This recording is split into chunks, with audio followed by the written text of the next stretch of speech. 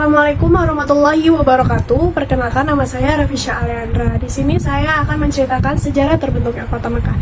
Sejarah terbentuknya Kota Mekah ini dimulai dari kisah Nabi Ismail dan Nabi Ibrahim. Nabi Ismail sendiri merupakan anak dari Nabi Ibrahim. Kemudian Nabi Ismail tinggal di Kota Mekah, tumbuh dan kembangnya berada di Kota Mekah. Serta Nabi Ismail juga bergaul dengan suku Jurhum. Siapa sih sebenarnya suku Jurhum itu? Suku Jurhum sendiri merupakan orang Yaman yang keluar dari Yaman kemudian membentuk komunitas di Kota Mekah. Suku Jurhum yang pertama itu disebut dengan suku Jurhum Amalik. Suku Jurhum ini berada pada masa Nabi Musa alaihissalam, kemudian sudah musnah. Suku Jurhum yang kedua disebut dengan Al-Qasaniyah, itu berada pada masa Nabi Ismail alaihissalam. Suku Jurhum sendiri menggunakan bahasa Arab dalam berbicara sehari-hari. Otomatis Nabi Ismail juga menggunakan bahasa Arab ketika berbicara dengan suku Jurhum. Maka timbullah sebutan atau istilah suku Arab dari suku Arab ini dengan istilahnya orang Arab yang terarabkan. Pada saat usia Nabi Ismail sudah mencapai usia dia mampu menjalani pernikahan, maka ia menikah dengan salah satu wanita. Wanita tersebut adalah anak dari kepala suku Jurhum tersebut. Setelah itu, Nabi Ibrahim sendiri tinggal di Palestina. Ketika tinggal di Palestina itu, Nabi Ibrahim mendapat perintah dari Allah Subhanahu wa Ta'ala untuk datang ke kota Mekah. Maka keesokan harinya dia datang ke kota Mekah.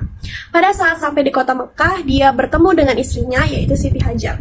Setelah bertemu dengan istrinya, dia bertanya, "Wahai Siti Hajar, di manakah Ismail?" Kemudian Siti Hajar menjawab, "Ismail sendiri sudah menikah, sudah berumah tangga. Dia sudah tidak tinggal bersama kita."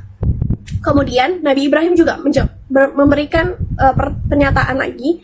Di situ dia menjelaskan kayak, "Siti Hajar, aku ingin ke rumah Nabi Ismail." Akhirnya setelah dia berkata seperti itu, dia pergi ke rumahnya Ismail. Setelah sampai di rumah Nabi Ismail, Nabi Ibrahim mengucapkan salam yang disambut oleh suara wanita dari dalam rumah Nabi Ismail. Kemudian wanita itu keluar dan bertanya, "Siapa?" Kemudian Nabi Ibrahim menjawab, "Perkenalkan, namaku Ibrahim." Lalu wanita itu menjawab lagi, "Ada apa?" Kemudian Nabi Ibrahim menjawab, "Apakah ada Ismail?" Lalu istri Nabi Ismail menjawab, "Ismail sedang tidak ada di rumah, dia sedang pergi berburu." Jadi, menurut riwayat yang sahih, Nabi Ismail ini memiliki hobi berburu. Hobi berburu ini bukan hanya sehari atau 2 hari, bisa berminggu-minggu, bahkan berbulan-bulan. Setelah menjawab seperti itu, Nabi Ibrahim bertanya kembali, "Bagaimana kehidupan pernikahan kalian?" Menurut riwayat yang sahih juga, pada saat Nabi Ismail menikah, beliau tidak didampingi oleh Nabi Ibrahim. Di sini posisinya, istri Nabi Ismail sendiri tidak mengetahui jikalau Nabi Ibrahim ini adalah ayah dari Nabi Ismail. Kemudian, setelah mendapat pertanyaan bagaimana kehidupan pernikahan mereka, istri Nabi Ismail pun menjawab, "Kami susah, kami miskin. Kami hidup dalam keadaan yang tidak baik-baik saja." Dia menjawab pertanyaan itu seolah-olah mencerminkan orang yang tidak pernah berterima kasih, tidak pernah bersyukur atas takdirnya Allah. Setelah mendengar jawaban dari istri Ismail, kemudian Nabi Ibrahim itu berpesan kepada istrinya dengan berkata, "Nanti kalau suamimu pulang, tolong katakan padanya ada seorang lelaki bernama Ibrahim mencarinya. Suruh dia untuk mengganti tiang pintu rumahnya." Lalu pulanglah Nabi Ibrahim ke rumah istrinya. Tak lama itu, pulanglah Nabi Ismail dari berburu. Sebelum dia pulang ke rumah istrinya, dia pulang dulu ke rumah ibunya untuk menyapa ibunya. Setelah itu, dia baru pulang ke rumah istrinya. Setelah pulang, dia bertanya kepada istrinya, "Apakah ada tamu yang datang?" Kemudian istrinya menjawab, "Ada." Kemudian ditanya lagi oleh Nabi Ismail, "Siapa?" Kemudian dijawab lagi sama istrinya, "Ada seorang lelaki yang bernama Ibrahim. Kemudian dia menitipkan pesan kepadaku untuk mengganti tiang pintu rumahmu." Kemudian dengan perasaan yang kaget, Nabi Ismail bertanya lagi, apakah dia ada menitip pesan atau ada memberikan pertanyaan kepadamu? Lalu dan kalau dia ada memberikan pertanyaan kepadamu, jawaban apa yang kau berikan? Kemudian istrinya menjelaskan, "Iya, tadi dia ada bertanya padaku tentang bagaimana kehidupan pernikahan kita. Lalu aku jawab saja, kita sedang lagi kesusahan, kita hidup miskin, kita dalam keadaan yang sengsara seperti ini." Setelah mendengar jawaban dari istrinya, maka Nabi Ismail pun berkata, "Pergilah, berkemas-kemaslah, karena aku sudah menceraikanmu." Kenapa tiba-tiba dia mengatakan bercerai atau melakukan perceraian pada saat itu juga. Jadi istilah mengganti tiang pintu rumah itu dijelaskan bahwa itu seperti ibarat seorang lelaki ingin menceraikan istrinya. Dan setelah kisah itu muncullah tradisi di Arab. Orang Arab itu punya kebiasaan jika dia ingin menceraikan istrinya, maka dia akan bilang hal yang sama seperti dia akan mengganti tiang pintu rumahnya. Di sini dijelaskan juga wanita itu ibarat tiang pintu di dalam rumah tangga. Jika sudah tiang pintu itu sudah rusak, sudah dalam keadaan yang tidak baik, maka itu harus diganti seperti itu.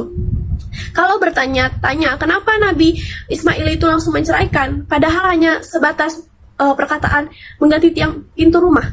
Nabi itu orang yang hebat, tanpa perlu dijelaskan lagi Nabi itu sudah mengerti gitu. Setelah itu terjadilah perceraian. Tidak lama kemudian, untuk kedua kalinya, Nabi Ibrahim datang lagi ke rumah Nabi Ismail. Dan dia pun mengucapkan salam, dan dijawab lagi dengan salam yang sama, seperti Assalamualaikum, kemudian dijawab dari dalam Waalaikumsalam, dan dijawab oleh suara wanita. Kemudian Nabi Ibrahim berpikir, oh ternyata Ismail sudah menikah. Nah, keluarlah wanita itu, lalu wanita itu bertanya, siapa? Kemudian Nabi Ibrahim menjawab lagi, saya adalah Ibrahim. Nah, setelah itu dia bertanya ada apa. Kemudian Ibrahim menjawab, apakah ada Ismail? Ini pertemuan keduanya.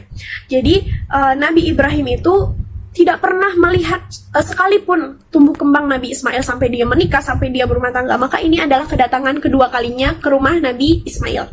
Kemudian setelah dia menanya apakah ada Ismail di rumah, lalu istrinya menjawab, Ismail sedang pergi berburu.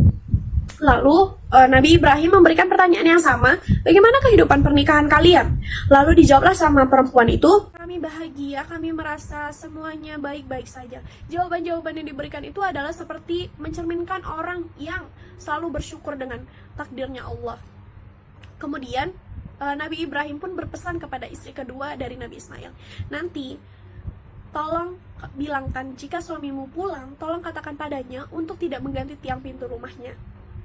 Lalu pulanglah Nabi Ibrahim ke rumahnya. Ini pertemuan kedua. Jadi setelah pertemuan keduanya itu, malamnya ketika Nabi Ibrahim tidur, Nabi Ibrahim itu mendapat mimpi. Menurut riwayat yang sahih, arti mimpi Nabi itu adalah perintahnya Allah. Jadi mimpinya Nabi itu adalah nyata gitu.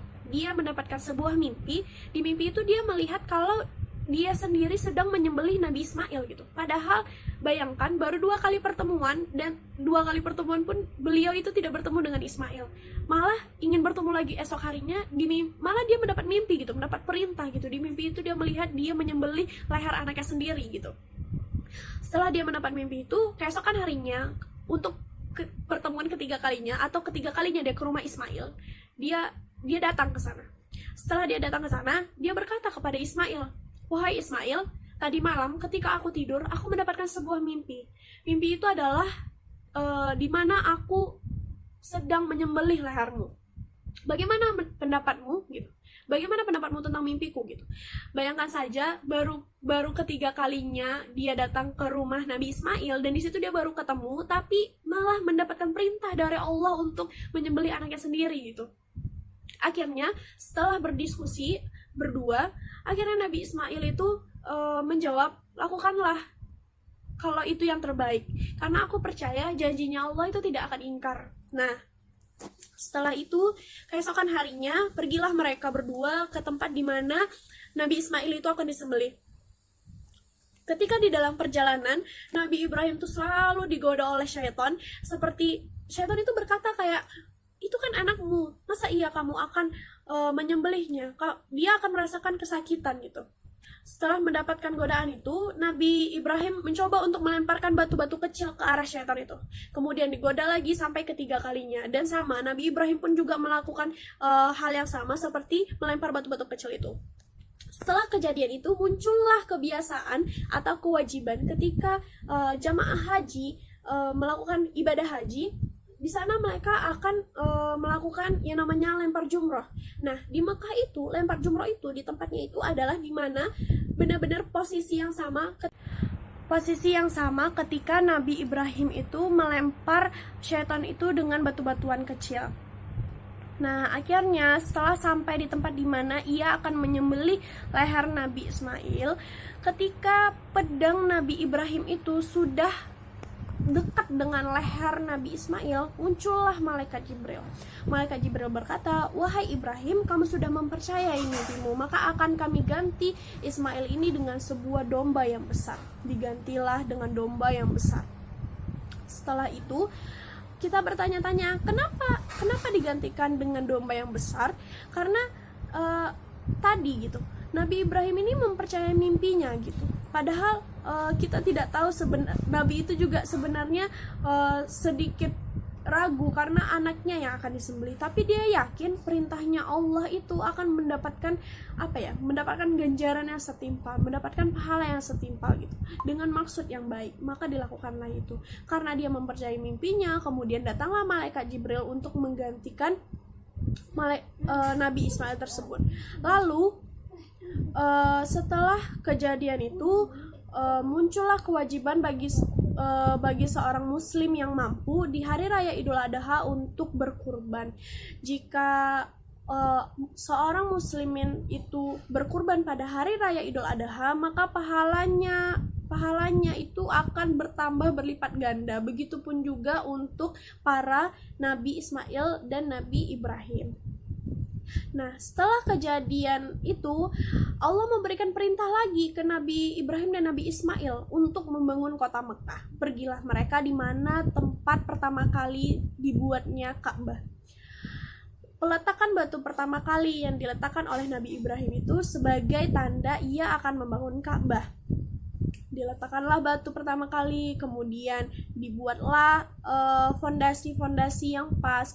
Jadi Nabi Ibrahim itu punya sifat yang tidak gampang puas. Kalau dia ingin mengecek bagaimana keadaan Ka'bah, apakah sudah lurus, apakah batu-batuannya sudah rapi, dia akan naik ke tempat yang lebih tinggi dari Ka'bah, kemudian dia akan melihat apakah yang dia bangun itu sudah tepat atau belum. Jika belum, dia akan turun lagi untuk memperbaikinya. Begitu seterusnya sampai bangunan Ka'bah itu berdiri dengan kokoh, dengan arah yang tepat dan sejajar.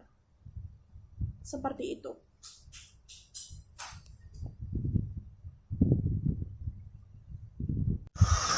Baiklah, saya akan melanjutkannya.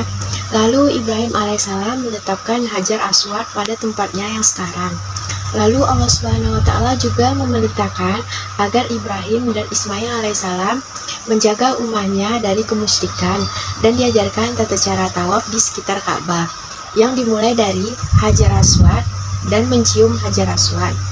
Karena yang sebagaimana sekarang sudah menjadi bagian daripada rukun haji dan umroh tawaf, serta disunahkan untuk mencium Hajar Aswad dan sholat di makam Ibrahim, di belakang makam Ibrahim.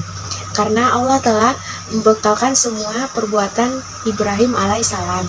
Lalu kata para ulama, selama ada orang tawaf, selama Ka'bah dijadikan kiblat rujukan bagi umat Islam, berapa juta orang yang sujud ke sana, berapa juta orang yang mencium Hajar Aswad, semua pahalanya kembali kepada dua manusia yang terbaik di dunia, yaitu Ibrahim dan alaihissalam, Ibrahim dan Ismail alaihissalam.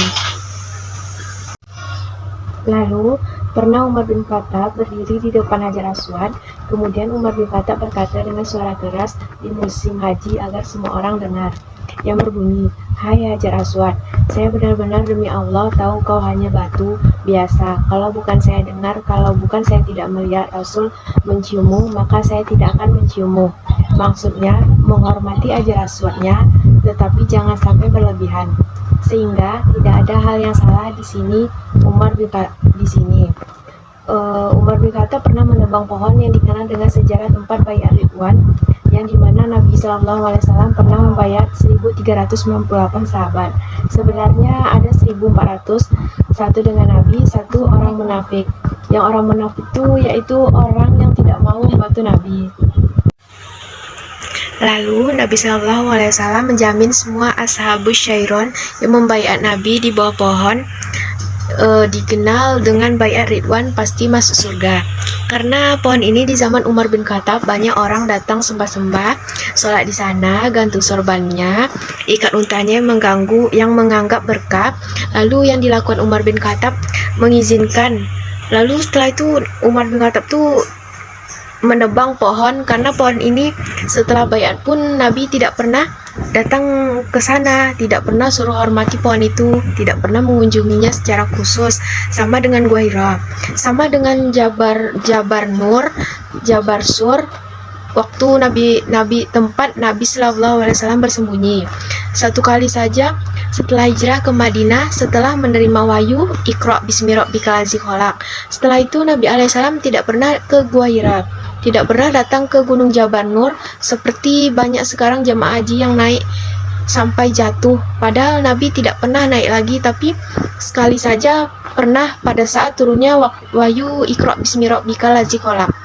Di sana ada tulisan seperti gambar sajadah. Haji dilaksanakan pada 8 sampai 13 Zulhijjah, yaitu tanggal 8 dan 13 sunnah, tanggal 9, 10, 11, 12 hari wajib, tanggal 8 masuk ke Mina, hukumnya sunnah, dikenal sebagai hari tarwiyah. Mereka pakai ikram kalau dari Mekah.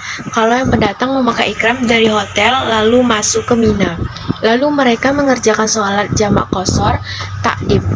Jamak dilakukan hanya zuhur, asar, isya, tidak boleh dilakukan di lain yang di lain sholat. Tanggal 9 jemaah haji masuk ke Arafah. Jumrah Aqobah di tanggal 10 wajib diselesaikan pada saat ini. Terus kurban boleh diselesaikan sampai sebelum hari tasyrik. Kemudian hari tasyrik yang jatuh pada tanggal 11, 12, 13, dan 14 Zulhijjah. Di 4 hari ini, umat Islam dilarang untuk berpuasa karena hari itu merupakan hari makannya umat Islam atau menikmati daging kurban.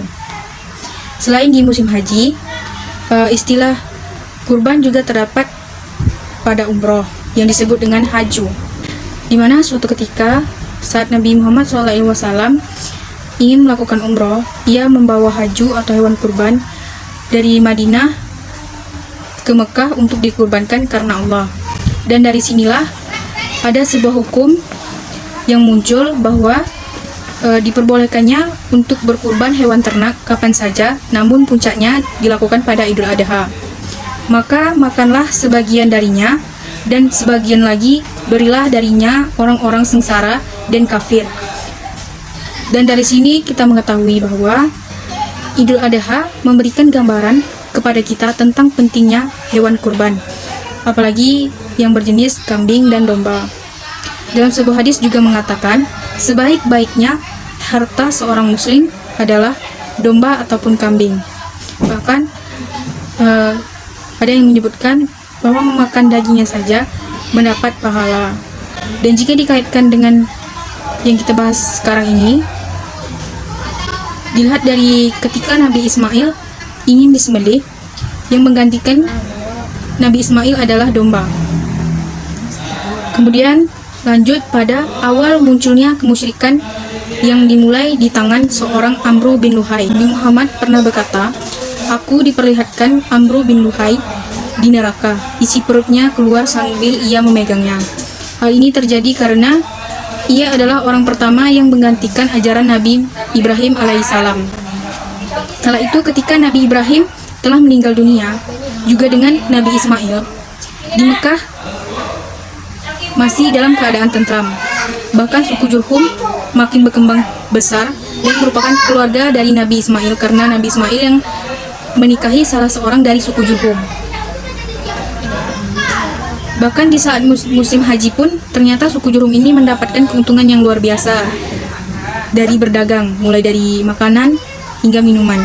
Kemudian ada satu suku dari Arab, yaitu suku Khuza'ah, yang cemburu dengan suku Jurhum. Selain itu, suku Khuza'ah juga merupakan suku yang gemar berperang. Bahkan ia ingin datang ke Mekah dan melakukan perang dengan suku Jurhum untuk merebut Mekah dari suku tersebut. Kemudian mereka membawa pasukan besar. dan hal itu juga diketahui oleh suku Jurhum. Dan di zaman itu Mekah memiliki benteng. Ditutuplah benteng tersebut, kemudian jadilah peperangan. Setelah beberapa hari terjadi peperangan, dengan hikmah Allah, suku Khuza'ah menang. Kemudian ada beberapa dari pimpinan suku Jurhum dan akhirnya mengambil inisiatif sebelum pintu gerbang benteng mereka ditembus oleh suku Khuza'ah, karena terlihatnya kekalahan orang-orang yang ada di dalam benteng menimbun sumur Zam-Zam, dan mereka juga sepakat untuk tidak ada yang berbicara jika kaum Khuza'ah berhasil masuk dan tidak ada yang menunjukkan air Zam-Zam itu. Kemudian suku Khuza'ah masuk dan memimpin di Mekah sekitar dari 300 sampai 500 tahun, tapi tidak ada air. Lalu ada salah satu dari raja kaum Khuza'ah, yaitu Amr bin Luhai memimpin. Dia adalah orang pemimpin yang sangat disegani karena dia secara fisik memiliki badan yang tinggi besar, orangnya kuat, dan dia juga mempunyai sifat karam atau dermawan. Bahkan ia pernah dengan hartanya sendiri biasanya memberikan makanan seluruh jamaah haji yang datang pada saat itu. Namun, dia bukanlah orang yang mengikuti ajaran Nabi Ibrahim. Kemudian, dia juga memanfaatkan sukunya untuk berdagang. Lalu di saat kepemimpinannya, dia mengeluarkan beberapa keputusan sehingga akhirnya mengubah ajaran Nabi Ibrahim alaihissalam. Ia memasukkan berhala ke Jazirah Arab. Awalnya bermurah saat Amr bin Luhai ini pergi ke negeri Syam. Kemudian dia melihat orang di sana, yaitu suku Amalek. Suku ini sedang menyembah berhala. Dan Amr berkata, "Apa yang akan kalian lakukan?" Lalu aku Amalek menjawab, "Patung ini mendekatkan kami kepada Allah. Dan kalau kami butuh apa-apa, kami meminta pada patung ini. Patung ini menurunkan hujan buat kami, menyembuhkan penyakit kamu, memberikan keturunan, dan seterusnya." Kemudian mendengar hal tersebut, Amr bin Luhai tertarik dengan itu, dengan mengatakan, "Kami di Mekah tidak punya air." Kemudian dia ingin membeli beberapa patung dan membawakan ke Mekah, hingga akhirnya dia membeli patung, dan patung pertama yang ia masukkan ke Mekah bernama Hubal. Patung tersebut ia bawa, kemudian patung tersebut diletakkan di pintu gerbang Mekah. Lalu ia memerintahkan kepada masyarakat Mekah datang ke patung tersebut setiap hari untuk meminta air.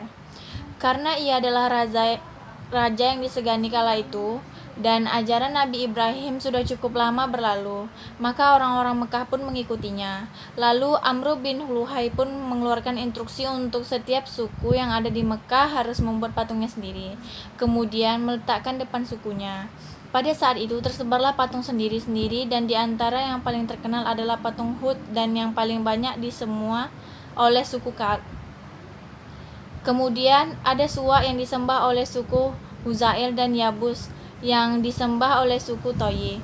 Kemudian ada masyarakat wilayah Jaras, Yauk disembah oleh wilayah Hamazan.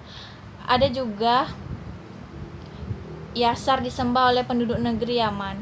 Kemudian hal tersebut juga membuat para jamaah haji yang datang ke Mekah terpengaruh. Lalu Amr bin Luhai mengeluarkan instruksi lagi untuk semua penduduk Mekah membuatkan patung ini sebagai sumber pendapatan, dan jadilah hampir satu Mekah menjadi ahli pembuat patung. Patung-patung tersebut dijual ke para jemaah haji. Dari sekian banyak nama-nama patung sebelumnya dihancurkan begitu saja oleh Nabi Muhammad SAW, yang dimulai dari Hubal yang besar. Assalamualaikum warahmatullahi wabarakatuh. Saya Fadilah Sari. Di sini saya akan melanjutkan penjelasan yang oleh teman saya, itu Purnama Sari.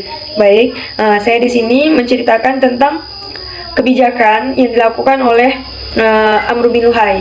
Pada masa pemerintahan Amr bin Luhai disebutlah masa jahiliyah atau masa kebodohan, yang mana pada masa Amr bin Luhai ini dia membuat kebijakan sendiri tanpa ada dari unsur-unsur itu dari ajaran oleh Nabi Ibrahim alaihissalam. Di antara kebijakan yang dilakukannya itu yang pertama, membawa berhala atau patung ke dalam tanah Jazirah Arab atau Mekah. Pada suatu hari Amr bin Luhai pergi ke negeri Syam. Lalu di sana dia melihat ada orang yang sedang menyembah berhala. Lalu dia bertanya kepada orang tersebut, "Apa yang sedang kau lakukan?" Lalu orang tersebut menjawab, "Aku sedang menyembah Tuhanku. Aku bisa meminta segala keinginanku, meminta apapun dengan Tuhanku ini. Jadi aku minta kesehatan, minta umur yang panjang, minta rezeki yang melimpah. Pokoknya Tuhanku ini bisa mengabulkan segala keinginanku." Mendengar hal tersebut, Amr bin Luhai pun membeli sebuah patung yang besar. Patung tersebut diletakkan di gerbang pintu masuk kota Mekah. Lalu Amr bin Luhai memerintahkan kepada masyarakatnya untuk menyembah patung tersebut. Patung yang besar tersebut bernama patung Hubal. Lalu masyarakat disuruh untuk menyembah Hubal. Lalu dengan harapan dan menyuruh mereka untuk berdoa agar diberikan mata air atau sumber air. Karena pada masa itu kota Mekah mengalami kekeringan. Lalu masyarakat pun setiap pagi menyembah Hubal tersebut. Singkat cerita, Amr bin Luhai pun mengeluarkan kebijakan yang lain, yaitu memerintahkan setiap suku untuk dapat membuat patungnya masing-masing, lalu diletakkan di kubu-kubu mereka masing-masing. Jadi masyarakat pun membuat patungnya per suku-suku. Lalu lambat laun melihat masyarakat jamaah haji yang datang ramai mengunjungi Mekah, Amr bin Luhai pun memerintahkan agar patung tersebut dijadi sebagai sumber pendapatan atau penghasilan dengan cara menjual patung tersebut kepada pengunjung haji, jamaah haji. Jadi masyarakat pun disuruh untuk ahli dalam membuat patung. Lalu masyarakat pun melakukan hal tersebut, sehingga masyarakat kota Mekah pada saat itu semuanya ahli dalam membuat patung. Kemudian masyarakat ini menyebarkan isu berita kepada jamaah-jamaah haji bahwasannya patung tersebut dapat mengabulkan segala keinginan dan permintaan mereka. Lalu setiap jamaah haji yang datang dan pulang membawa patung. Yang kedua, kebijakan yang dilakukan oleh Amr bin Luhai ini yaitu membunuh atau mengubur hidup-hidup anak perempuan. Hal tersebut dinisbatkan di dalam Al-Quran surah Az-Zukhruf ayat 17 yang berbunyi, "A'udzubillahi minasyaitonirrajim. Wa idza busyira ahaduhum bima daraba lirrahmani masalan dhalla wajhuhu muswaddan wa huwa kazim." Dan apabila salah seorang di antara mereka diberi kabar gembira dengan apa kelahiran anak perempuan yang dijadikan sebagai perumpamaan bagi Allah atau yang dinisbatkan kepada Allah yang Maha Pengasih, jadilah wajahnya hitam pekat karena menahan sedih dan marah. Jadi ayat tersebut menjelaskan bahwasannya mereka malu dan merasa hina jika kelahiran anak perempuan. Padahal mereka menganggap bahwa malaikat itu adalah anak perempuannya Allah, sedangkan mereka merasa malu dan muram terhadap berita tersebut. Hal tersebut menunjukkan bahwasannya kebodohan mereka. Yang ketiga yaitu Amr bin Luhai mengubah talbiyah, yang mana talbiyah yang dibawa oleh Nabi Ibrahim alaihissalam, yaitu labbaik Allahumma labbaik labbaik la syarika lak labbaik innal hamda wa ni'mata lak wal mulka la syarika lak labbaik. Tetapi Amr bin Luhai menambahkan di akhir kalimat tersebut dengan kalimat illa syarika lahu walak tamliku wa ma walak, yang artinya kecuali sekutu yang kau miliki dan yang kau kuasai. Sekutu di sini mereka mengatakan bahwa Allah itu memiliki sekutu, padahal Allah itu Allahu ahad, lam yalid wa lam yulad. Tidak ada sekutu bagi Allah karena Allah itu Maha Esa. Jadi hal tersebut menunjukkan bahwa kesyirikan yang dilakukan oleh Amr bin Luhai. Yang keempat yaitu Amr bin Luhai mensyariatkan saibah, bahirah, saibah, wasilah, waham. Jadi hal tersebut pun turun ayat tentang hal tersebut dalam surah Al-Maidah ayat 103 yang berbunyi A'udzubillahi minasyaitonirrajim. Ma ja'alallahu min bakhiratin wala sa'ibah wala wasilah wala ham walakinnal ladzina kafaru yaftaruna 'alallahil kadziba wa aktsaruhum la yaqilun. Yang artinya Allah tidak pernah mensyariatkan adanya bahirah, saibah, wasilah dan ham, tetapi orang-orang kafir membuat kedustaan terhadap Allah dan kebanyakan mereka tidak mengerti. Ayat tersebut menjelaskan bahwasannya Allah tidak pernah mensyariatkan atau menisbatkan hewan-hewan tertentu, tetapi Amr bin Luhai ini mengada-ngadakan hal tersebut, membuat seolah-olah suatu hewan tersebut menjadi mulia, menjadi sakral. Yang pertama itu bahirah. Bahirah itu unta betina yang sudah melahirkan sebanyak 5 kali dan anak kelimanya ini jantan. Lalu unta betina tadi ini dipotonglah kupingnya, lalu dibebaskan dia, tidak boleh ditunggangi dan tidak boleh diambil susunya. Nah, padahal Allah Subhanahu wa taala tidak ada pernah menisbatkan hal tersebut di dalam Al-Qur'annya. Yang selanjutnya itu saibah. Saibah itu unta betina. Unta betina yang dibeli di pasar, lalu mereka bernazar atau berniat jika usaha mereka lancar, ujian mereka lancar, maka unta tersebut yang dibeli di pasar tadi dibebaskan, tidak boleh ditunggangi atau tidak boleh dimiliki oleh siapapun. Nah, padahal tersebut tidak ada dijelaskan di dalam Al-Quran. Yang selanjutnya itu wasilah. Wasilah ini domba betina yang memiliki anak kembar, jantan dan betina. Maka yang jantan ini tadilah itulah disebut wasilah, yaitu domba yang dianggap mulia, lalu domba tersebut dijadikan sebagai tumbal untuk berhala. Yang selanjutnya itu ham. Ham itu adalah domba jantan yang sudah berhasil menghamili 10 kali domba betina. Ada saja ini yang dilakukan oleh Amr bin Luhai, padahal Allah Subhanahu wa taala tidak pernah menisbatkan hal tersebut. Ham ini adalah unta jantan, domba jantan yang telah menghamili domba betina sebanyak 10 kali. Jadi domba tersebut dibebaskan, tidak boleh lagi ditunggangi.